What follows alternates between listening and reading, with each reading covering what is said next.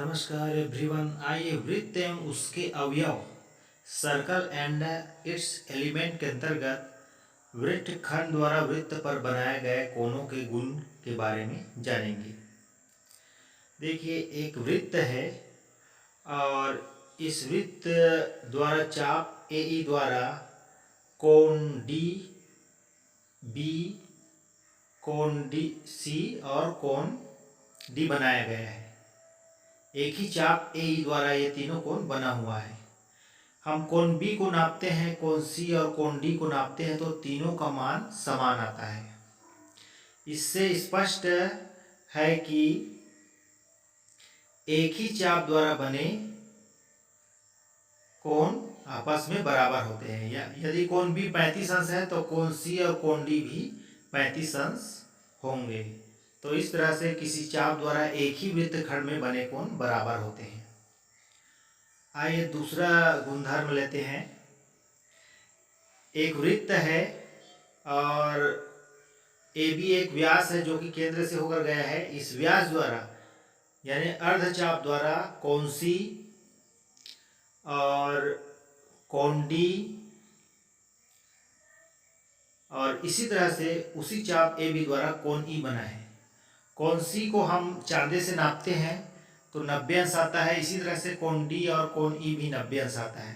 इससे स्पष्ट है कि वृत्तार्ध या अर्धवृत्त का कोण समकोण होता है। आइए तीसरा वृत्त खंड के कोणों के गुणधर्म लेते हैं। एक वृत्त है और इस पर एक जीवा है ए बी और इसके द्वारा ऊपर की ओर कोण वाई और नीचे की ओर कोण एक्स बना है। दोनों कोणों को जोड़ते हैं तो 180 अंश आता है। जीवा के दोनों ओर के वृत्त खंडों में बने कोण का योग 180 अंश होता है। आइए प्रश्न लेते हैं जिससे और आसानी से समझ में आ जाएगा। देखिए, यहाँ पर पहला नंबर का प्रश्न है, एक ही चाप द्वारा कोण ए और 45 अंश बना है तो 45 अंश आएगा कोण ए का मान। इसी तरह से एक ही चाप द्वारा एक्स 33 अंश और वाई बना है तो एक्स और वाई का मान 33 अंश आएगा क्योंकि एक ही चाप द्वारा बने हैं। फिर तीसरा देखते हैं, एक ही चाप द्वारा कोण 40 अंश कोण और कोण पी बना है तो यहाँ पर कोण पी का मान 40 अंश आएगा क्योंकि वो एक ही चाप द्वारा बना है। फिर यहाँ पर देखिए, एक ही चाप द्वारा कोण एन और 57 अंश बना है और एक ही चाप द्वारा 72 और एम बना है तो एम का मान 72 और एन का मान 57 आएगा। यहाँ पर भी एक ही चाप द्वारा यू 93 अंश आएगा और भी जो है 87 अंश आएगा। देखिए, तो इस तरह से हम आसानी से इसको बना सकते हैं और समझ सकते हैं। आइए अगला प्रश्न लेते हैं जिससे और हम आसानी से इन कोणों के गुणधर्मों को समझ सकते हैं। देखिए, रिक्त स्थानों की पूर्ति कीजिए।